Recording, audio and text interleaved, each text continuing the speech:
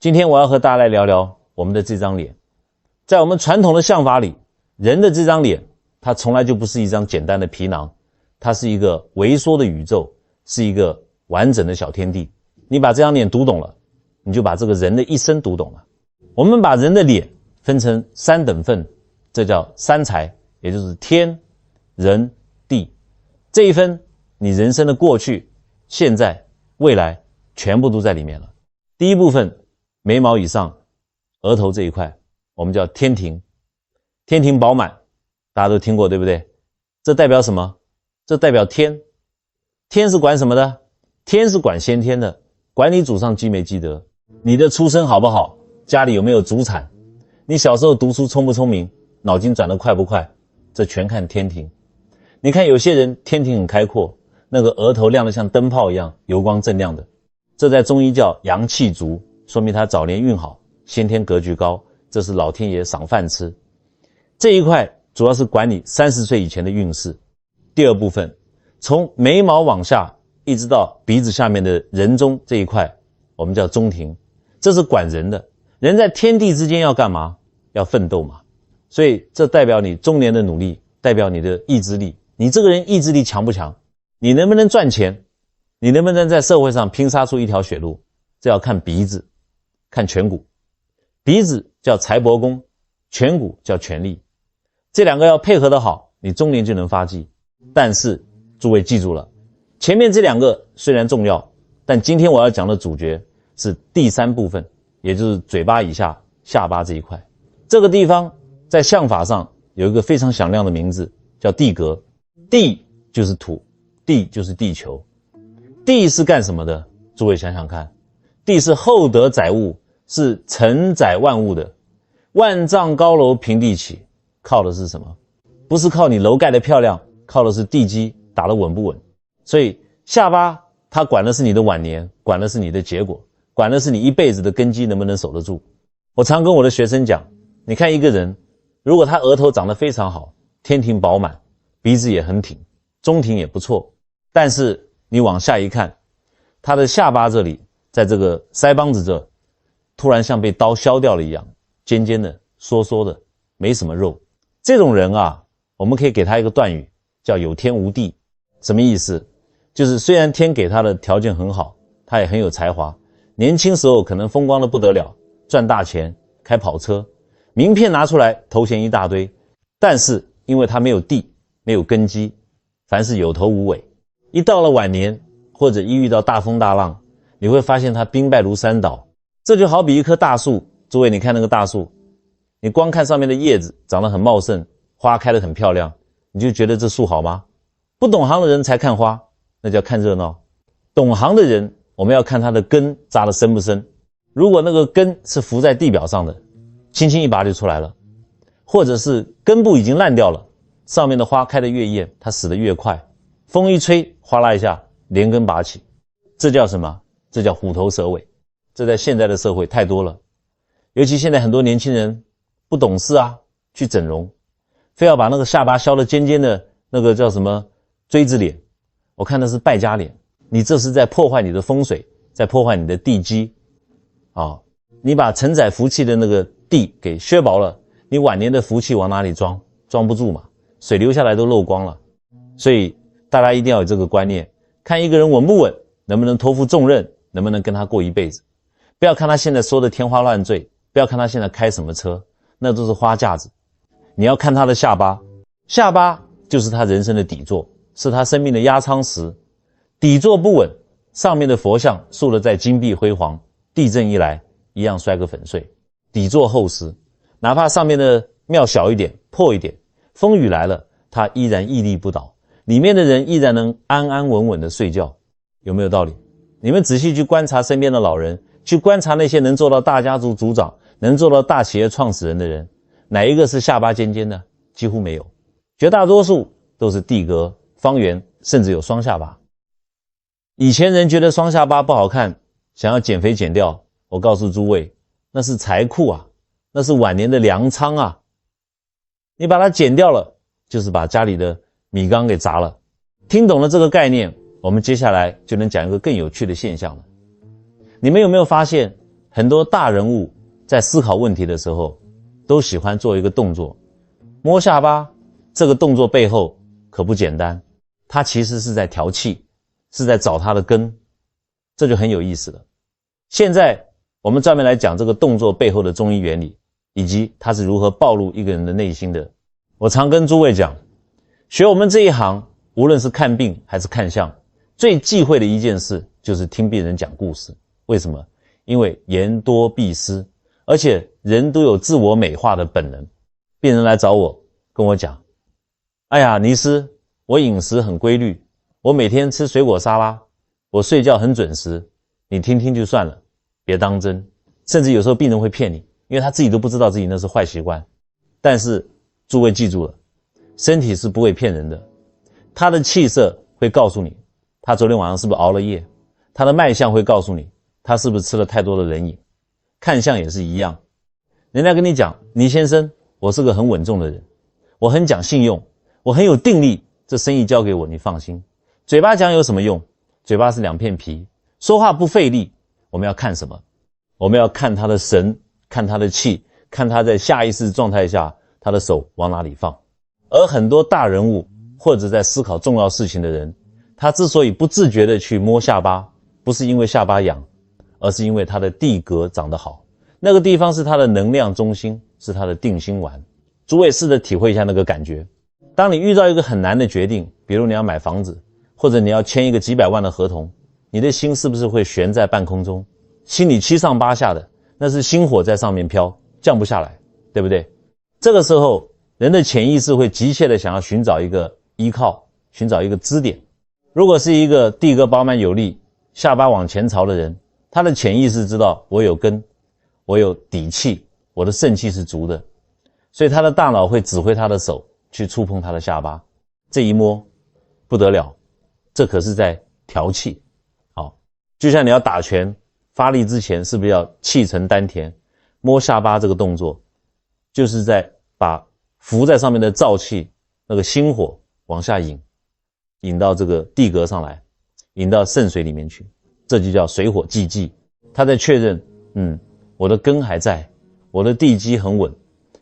一旦摸到了这个厚实的下巴，他的心就定下来了。所以你跟这种人做生意或者交朋友，你观察他，如果他在听你讲话的时候，身体微微后仰，眼神很定，手一边慢慢的摩挲着下巴，一边不说话，这个时候你就要小心了，你要警觉，这绝对不是一个好忽悠的角色，这代表他在思考，他在盘算，而且他是站在一个非常有底气，非常有自信的角度在审视你。他内心早就有了一把尺，你讲的有道理他会听，你讲的如果是在吹牛，他心里跟明镜似的，早就把你看穿了，只是没说破而已。这叫谋定而后动，这种人十有八九是个人物。那反过来，如果一个人没有这个地基呢，如果他的下巴是尖尖的缩缩的，甚至是那种没有下颌骨的鸟嘴相，你看他紧张的时候，或者遇到大事情的时候，他会做什么动作？他绝对不会去摸下巴。为什么？因为那里没有力量给他依靠，摸那里是空的，是虚的。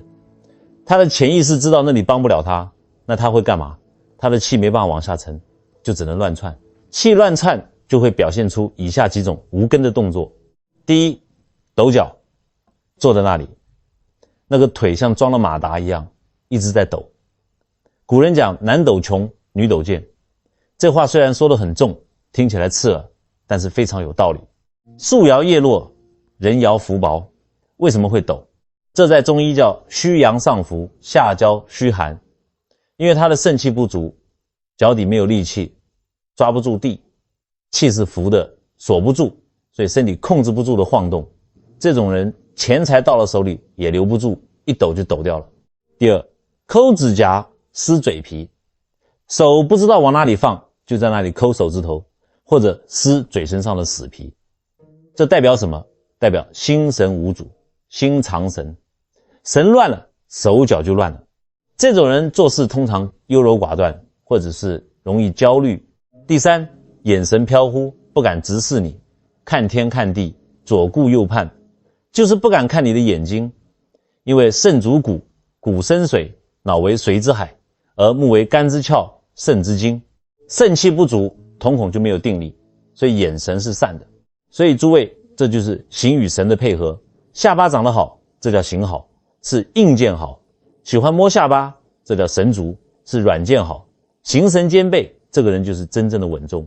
如果下巴长得好，但是他从来不摸，总是抖腿，那说明他当下的运势不好，或者身体出了大问题，比如肾脏有实病，气守不住了。如果下巴尖削，但他还故意装模作样去摸，你会觉得很滑稽，像个猴子一样，因为他没有那个气场，那个动作是僵硬的，不是从丹田发出来的。身体语言是骗不了人的。你们以后出去跟人家谈判，或者帮女儿看男朋友，你就坐在旁边静静的喝茶，不要讲话。你就看那个男孩子，当你在问他你对未来有什么打算呢？或者如果没钱了怎么办，看他的反应。如果是马上急着解释，语速很快，手舞足蹈，眼神乱飞，生怕你误会他，这个男孩子还太嫩，甚至靠不住，心不定嘛。如果是听完你的问题，沉默了几秒，手很自然地扶了一下下巴，眼神很笃定地看着你，慢条斯理地回答，哪怕他现在没钱，我也建议你高看他一眼，因为这个人心有定见，根基深厚，将来必成大器。这就是我们讲的观人于微。哪怕是不懂相术的人，你掌握了这一条，也能过滤掉社会上 80% 不靠谱的人。接下来我要跟诸位讲一个我亲身经历的真实案例。这是我在看诊的时候遇到了一对夫妻。这个案例非常经典，把这一阴一阳、一急一稳的对比展现得淋漓尽致。听完这个故事，你马上就懂什么叫定海神针了。有一天大概是下午的时候，我看完几个病人，正准备喝口茶，进来一对夫妻。这对夫妻大概40来岁，一看穿着打扮就知道是做生意的，家里条件应该不错。但是两个人一进门的那个气场，那真是冰火两重天，截然不同。我们要先讲这个太太。这个太太一进门，屁股还没坐热，大概也就沾了一下椅子，包包往枕桌上一扔，就开始讲话了。那个语速非常快，声音很高，像机关枪一样。哎呀，尼斯啊，你一定要帮帮我们。最近我们那个公司啊，真的是一塌糊涂，简直没法过了。那个财务卷款跑了，也不知道跑到哪里去了，报警也没用。下面的员工又在闹罢工，说不发工资就不干了。客户那边货款也收不回来，我都快急死了。我这几天觉都睡不着，心跳得快得不得了，头发一把一把低掉。他一边讲，那个手一边在空中乱挥，一会儿摸摸头发，一会儿拍拍大腿，整个人就像热锅上的蚂蚁，坐立难安。他的脸色是那种不正常的潮红，眼睛里全是红血丝。这在中医叫什么？这叫心火亢盛，水不含木。我这时候就在观察他的面相。诸位，你们猜他的下巴长什么样？完全不出我所料，他的下巴非常的短，而且是往后缩的。你们知道什么叫缩吗？就是你从侧面看过去，他的额头是凸出来的，颧骨是凸出来的，嘴巴也是凸出来的，但是到了下巴这里，突然像断崖一样斜着收进去了，仿佛这个人的脸部线条到底部就没有了支撑，悬崖勒马都勒不住。这种面相在我们相法里叫地格空虚，也叫无舟之河。他讲了大概有10几分钟，全是抱怨，抱怨大环境不好，抱怨员工没良心，抱怨老公太木讷，不懂得着急。他把所有的焦虑都写在脸上，那个眉毛一直是皱在一起的，印堂都快要有悬针纹了。其实我在听什么？我在听他的气，他的气是浮的，是散的，是只有出没有进的。就像我前面讲的那棵树，这个太太就是一棵根扎得很浅，甚至没有根的树。因为根浅，所以外面只要有一点点风吹草动，哪怕只是吹了一阵微风，对他这棵树来说都像是要把它连根拔起的10级台风。他感受到的震荡比别人要强烈10倍100倍，所以他会惊慌，他会恐惧，他会觉得天要塌了。这种恐惧不是因为事情真的到了不可收拾的地步，而是因为他内心没有那个兜得住的底气。下巴代表晚年的积蓄，也代表一个人的定力。下巴短缩的人最大的特点就是急，做事情冲动，想一出是一出，今天看这个好，明天看那个好，没有长性。遇到困难，第一反应不是冷静下来想办法，而是先发泄情绪，先慌乱，先找别人的麻烦。为什么？因为肾主恐，在中医里，恐伤肾。反过来，肾气不足的人就容易恐惧，容易大惊小怪。下巴对应的是肾脏，这个太太下巴短小后缩，说明她先天肾气就不是很足，后天又不知道保养，过度操劳耗损了肾精，所以她的胆子其实很小，遇到事就六神无主。她在那边讲的唾沫横飞，我转头看了一眼坐在她旁边的先生，这一看我就乐了，这就叫一阴一阳谓之道。老天爷配夫妻真的很有意思，往往是一个急惊风配一个慢郎中。如果两个都是急惊风，那这日子早就过散了。那个先生坐在那里，跟他太太完全是两个画风。他太太讲了20分钟，都要把房顶掀翻了。这个先生呢，他就静静地坐在那里，腰杆挺得很直，脸上没有任何慌张的表情，甚至带着一点点淡淡的微笑。他的手就那样很自然、很随意地托着他的下巴。偶尔他太太讲到激动的地方，转头骂他：你看看你，都什么时候了，你还这么淡定，是不是木头啊你？那个先生也只是微微笑一下，点点头，轻轻拍拍太太的手背，示意她喝口水，然后手又放回到了下巴上，继续听。那个姿态，那个神情，就像一座山一样，任凭你旁边狂风暴雨，我自岿然不动。我当时就在想，这个家只要有这个先生在，绝对倒不了。为什么我敢这么断定？因为我看清了这个先生的地格，那是真正的定海神针啊。等他太太终于讲累了，停下来喝水喘气的时候，我才转过头看着那位一直没说话的先生，我问他：那关于这些事你是怎么看的呢？这个时候诸位注意听，精彩的来了。那位先生并没有马上把手拿开，他依然是用那种很舒服很稳当的姿势，手掌轻轻托着下巴，就像是在抚摸一块美玉一样。他的下巴长什么样？我跟你们讲，那就是标准的地格方圆。他的腮骨不仅宽阔，而且很有肉，但不臃肿。整个下巴圆润饱满，微微向前兜起，那个形状就像是一个厚实的布袋子挂在那里，又像是一个倒扣的元宝。这种下巴在我们面相学里叫朝天地格，这是大富大贵、晚景无忧的相啊。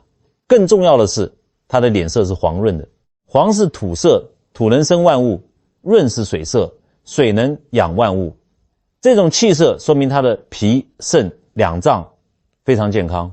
他缓缓开口了，语速不快不慢，声音很低沉，是从丹田发出来的，很有穿透力。他说：尼师，我太太比较急，其实事情没有那么严重。他接着伸出3个手指头，非常有条理地跟我分析。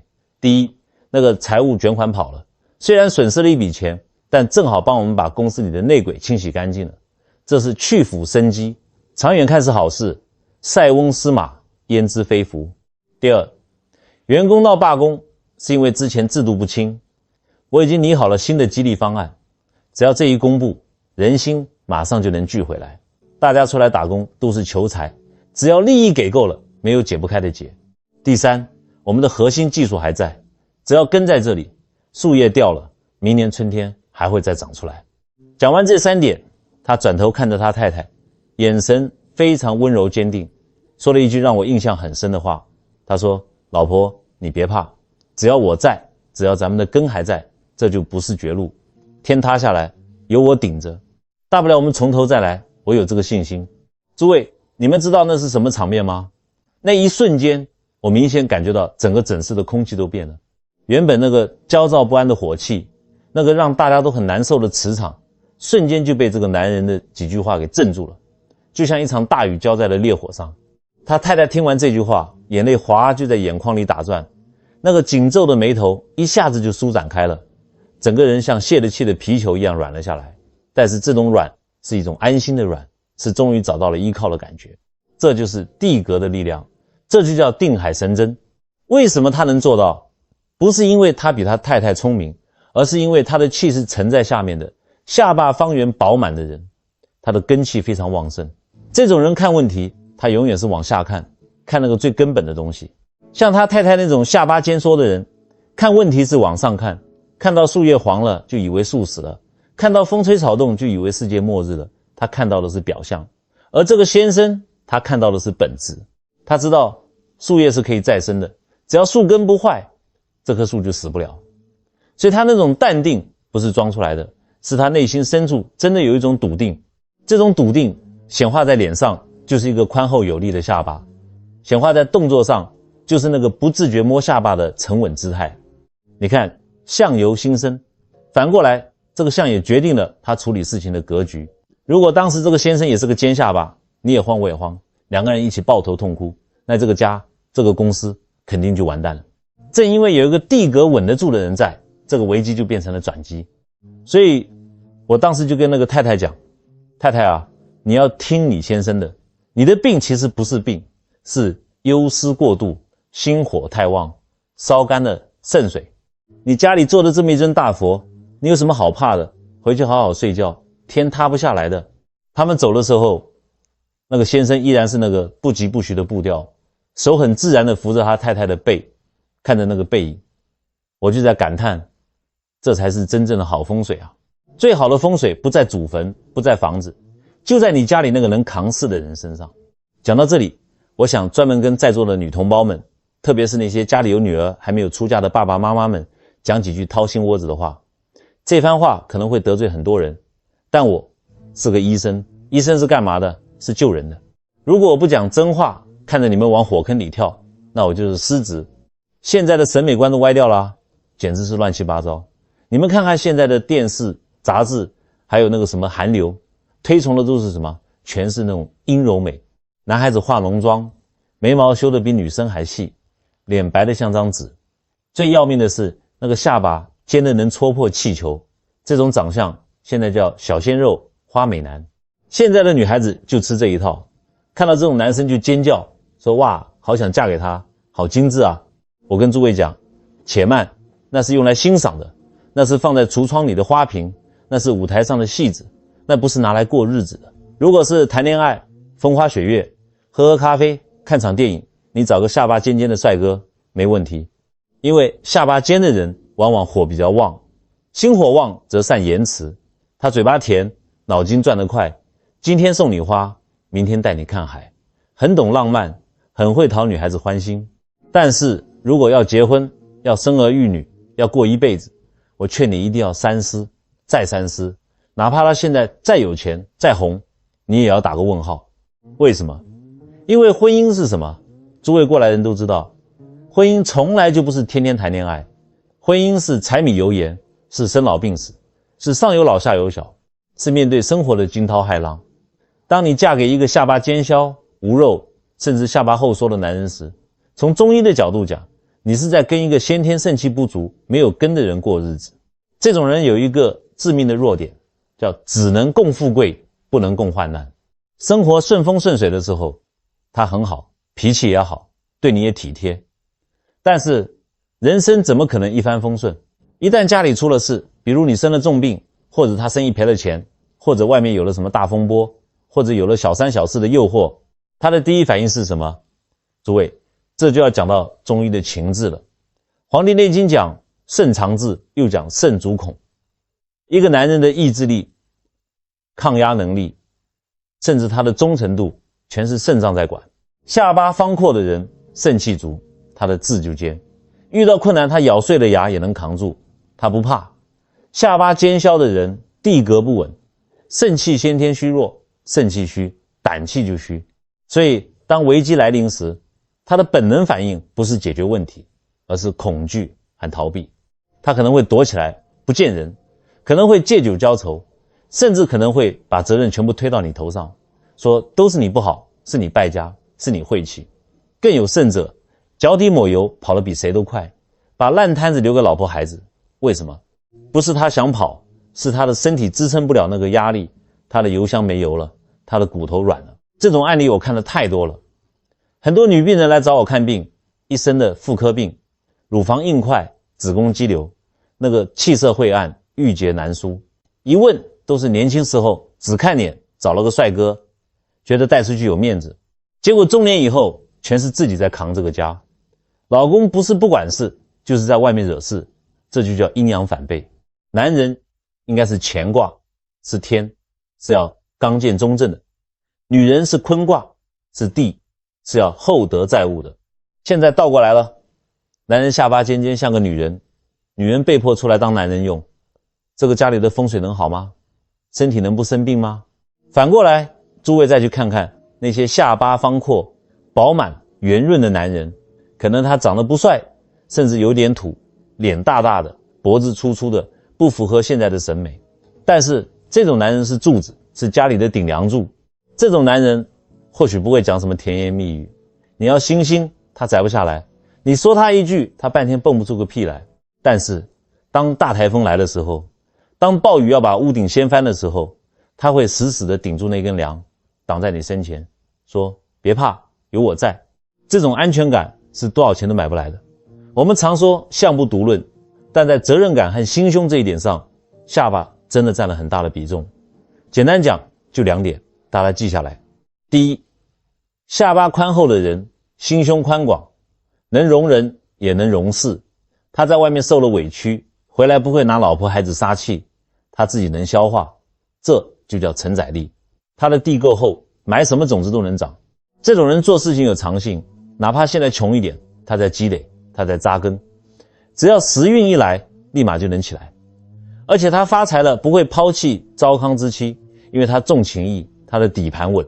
第二，下巴尖窄的人心眼大概率比较小，比较敏感多疑，他在外面受了气，回来可能就要找你麻烦，因为他兜不住那个负能量，他的杯子太小了，水稍微多一点就溢出来了。而且这种人在中医讲叫气浮于上，气浮的人心性不定，容易喜新厌旧，今天喜欢这个，明天喜欢那个，感情上很难做到从一而终，因为他的根守不住嘛。所以我给各位丈母娘还有那些要把女儿嫁出去的爸爸们一个死命令般的建议，以后你女儿带男朋友回来，你先别管她有没有房有没有车，那些都是身外之物，都是树叶，树叶哪怕掉光了，只要春天来了还能长，房子没了可以再买，车子没了可以再换，但是人选错了，那是一辈子的痛。你先让她坐下来泡壶茶，跟她聊聊天，盯着她的下巴看。第一步看形状，如果这个男孩子下巴长得方方正正或者圆圆润润，两边的腮骨有肉包着，哪怕他现在穿得破一点，哪怕他现在只是个打工仔，我也建议你给个机会，因为他根基稳，只要肯干，晚年一定会有饭吃，而且他不会抛弃你的女儿。第二步看神态，你故意问他几个难回答的问题，或者给他一点压力，看看他是不是像我上一章讲的那样，手会不自觉的去摸下巴，眼神定定的。如果那个男孩子下巴尖得像个倒三角，甚至没有下巴，眼神又飘忽不定，说话的时候腿还在那里抖，就算他现在家里有金山银山，就算他是上市公司的公子哥，你也要小心，因为那座金山他可能守不住，等他老子不在了，或者是运气过了，他败家起来比谁都快，这就是生死线啊。选对了下巴，就是选对了下半身的避风港，暴风雨来了有地方躲。选错了下巴，那可能就是选了一艘漏水的船，看着漂亮，开到海中央就沉了，到时候连个救生圈都没有。诸位，话虽然讲得难听，但是良药苦口。我们老祖宗人讲家和万事兴，这个和字怎么来？就是要有个稳得住的人在家里镇着。男人要有男人的样子，要有阳刚之气，要有厚重的地格来承载这个家，这才是正道，这才是符合天道的婚姻。所以别再嫌弃你老公胖了，别再嫌弃他脸大了，如果他有个双下巴，你应该高兴，你应该去厨房给他加个鸡腿，那是你们家的财库，那是你们家的福气。好了，讲完怎么看人，怎么选老公，肯定有人要问了，可能心里已经在犯嘀咕了。尼斯，那你一直说下巴代表根基，代表晚年，它到底跟身体哪里有关系？为什么能看出来这么多东西？这到底是不是迷信啊？我跟诸位讲，中医没有迷信，只有你不懂的科学。什么叫迷信？你不明就里，盲目相信叫迷信。我们中医是累积了5000年的大数据，是看过千千万万个活生生的人之后总结出来的生理规律。诸位记住了，在我们的面相流年图还有中医的望诊图里，下巴这个区域对应的脏腑就是肾脏，对应的系统就是生殖系统还有泌尿系统。为什么下巴代表晚年？因为肾是先天之本，人老了先老哪里？你们观察过没有？人老先老，腿走不动路了；人老先缩个子，骨头松了。为什么？因为肾气衰了嘛。这就要讲到我们中医一个很核心的概念，肾主骨。你现在摸摸你的下巴，特别是那个腮帮子到下巴尖这一圈，是不是硬硬的？这块骨头叫做下颌骨，它是我们头面部最强壮、最坚硬的一块骨头。如果一个人的肾气很足，他的骨髓是满的，他的骨头就会长得非常结实、非常饱满，表现在脸上就是这个地格宽大、厚重、有力。反过来，如果一个人先天肾气虚弱，骨头就长不开，像是发育不良一样，下巴就会缩进去，或者尖尖小小。这不仅仅是好不好看的问题，诸位，这是你的油箱大不大的问题。你可以把人想象成一辆跑车，一辆在人生高速公路上飞驰的跑车。天庭是你的导航系统，是你的 CPU 决定你聪明不聪明，要去哪里，反应快不快。下巴就是你的油箱，就是你的电池组，决定你能跑多远，决定你的续航能力。如果你油箱里只有半瓶油，你导航再好，哪怕你是法拉利，哪怕你前半程跑得比谁都快，跑到40岁、50岁，半路没油了，抛锚了。这就是为什么我刚才说那种人虎头蛇尾，不仅仅是事业虎头蛇尾，寿命也容易虎头蛇尾啊。因为他后劲不足嘛，元气耗光了吗？而且大家要特别小心一种颜色。既然下巴代表肾，那我们就可以通过观察下巴的气色来判断肾脏的健康。正常的下巴颜色应该跟脸部其他地方一样，是红润的或者黄润的，有光泽的。但是如果你发现你自己或者你的家人下巴这个地方隐隐约约透出一股黑气，或者是那种惨淡的青色，注意哦，这个颜色不是脏，是洗不掉的，是从皮肤底下透出来的，就像里面有淤青一样。诸位，这时候不要犹豫，赶快去医院检查肾脏，这叫肾水克心火，或者叫水气凌心，这是非常危险的信号。我在临床上看癌症病人或者是尿毒症、肾衰竭的病人，我看过太多了。很多人在发病前的几个月，下巴这个位置都会出现这种像烟熏一样的黑气或者暗沉的斑点，那是身体在给你发求救信号啊，他在告诉你我的根基快要烂掉了。如果你不懂，你以为是晒黑了，或者以为是没睡好，还真的是拼命喝酒、熬夜、纵欲，那真的就是神仙也难救无常鬼了。那么既然知道了下巴的重要性，很多听众朋友心里可能七上八下的在那边摸着下巴叹气，哎呀，尼医师，我下巴尖，我也没那个好命，我是不是晚年就完蛋了？我是不是要等死了？胡说八道，命是先天给的，运是后天造的。你的骨头长好了，我是没办法给你捏宽，那是整容医生的事。而且我不建议你去削骨或者填假体，那是破坏风水，那是假冒伪劣产品。但是我们可以补气啊，我们可以把那个地基下的土给夯实了。只要你肯听我的，从今天开始把那些坏习惯改掉，坚持做下面这4件小事，不用多，3个月后你再照镜子，你看看你的精气神变没变，你看看你的运气顺不顺。第一招，早晚叩齿36，津液满口送下单。这一招太简单了，但是也太厉害了，这是历代长寿老人必做的功课。中医讲齿为骨之余，牙齿是什么？牙齿是骨头的末梢，是骨头的精华，而肾主骨，所以牙齿的好坏直接反映肾气的盛衰。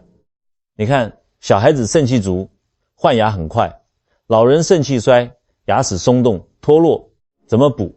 每天早上醒来，眼睛还没睁开，先别急着下床，别急着看手机，躺在床上或者坐起来，心平气和，上下牙齿有节奏的磕碰，哒哒哒哒，不用太用力，但是要有声音，要震动牙根，叩它个36下，代表66大顺，代表周天之数。叩完之后，你会发现嘴巴里会有很多口水出来。诸位记住了，这个口水千万不要吐掉，千万不要嫌脏。中医叫它金玉精，道家叫它长生酒，那是身体的精华，比你们吃什么人参燕窝都要补，那是你肾脏的气化出来的精液，可以回补你的五脏六腑。你要分3口，慢慢的把它咽下去，用意念把它送到你的丹田，这叫什么？这叫灌溉，这叫还精补脑。你每天坚持做，就是在给你的肾脏浇水施肥。时间久了，你不光牙齿坚固，你的下巴这里的气色会变得非常润泽，这就代表根基稳了。第二招，没事多做踮脚跟，震动肾经，百病消。很多人下巴短，下巴气色不好，是因为经络不通，气下不去，都在上面飘着，变成了虚火。有一个动作专门通这一块，古人叫做蹲踵，通俗讲就是踮脚跟。你站直了，两脚与肩同宽，全身放松，不要在那边紧绷着，慢慢把脚后跟提起来，然后咚的一下，让脚后跟重重的着地，不用跳太高，关键是那个震动感，这一下去，那个震动会顺着你的腿一直传到脊椎，传到后脑勺，传到肾脏。为什么要用脚后跟？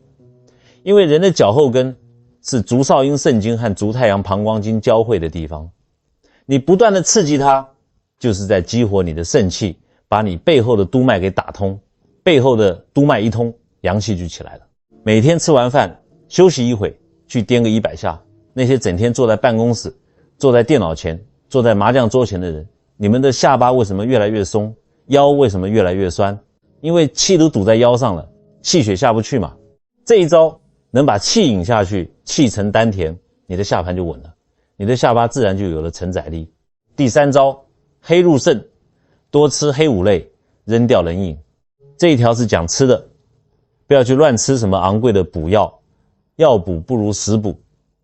按照五行，黑色入肾，你想养下巴，养晚年运，你就要多吃黑色的东西，黑芝麻、黑豆、黑木耳、黑米，伤肾。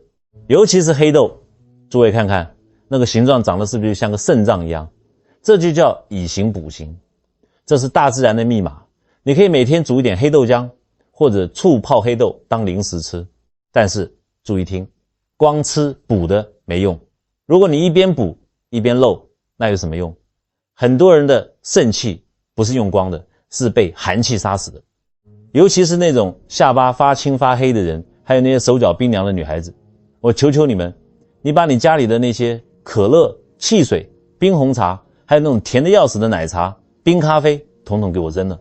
那是寒湿，那是伤肾的元凶。中医讲肾阳，那是一团火啊。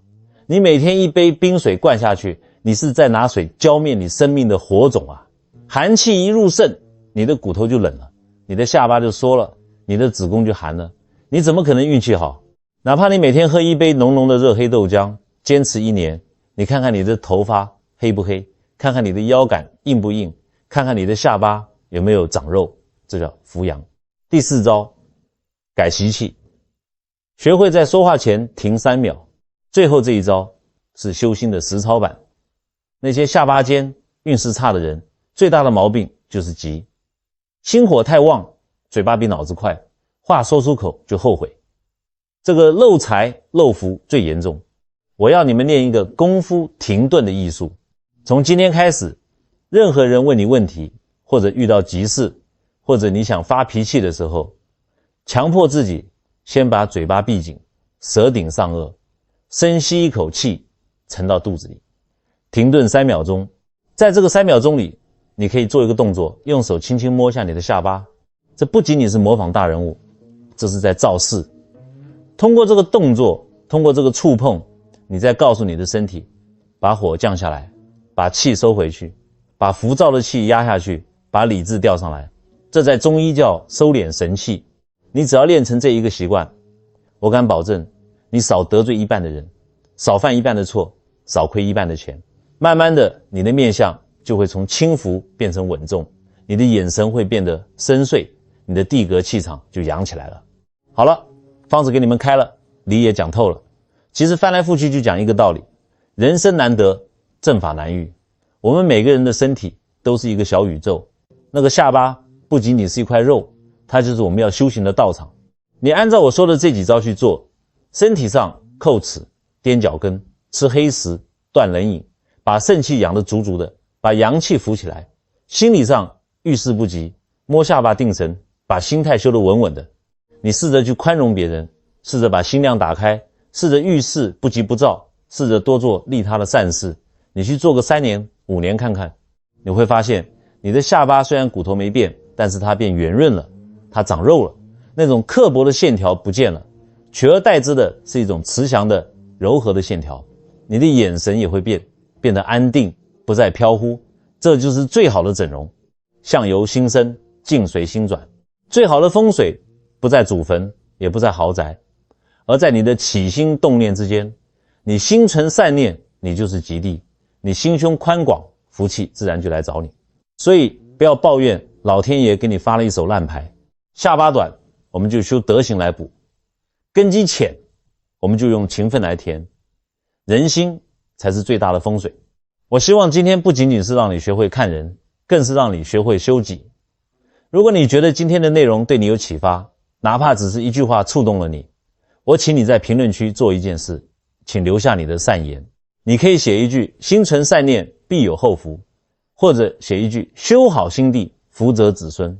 不要小看这几个字，当你打出这几个字的时候，你就是在发愿，你就是在向宇宙发射正能量。这么多人的正念汇聚在一起，那个磁场是不得了的，它会反过来护持你自己，也会护持你的家人。让我们一起把这个善的磁场转动起来。我们下期见。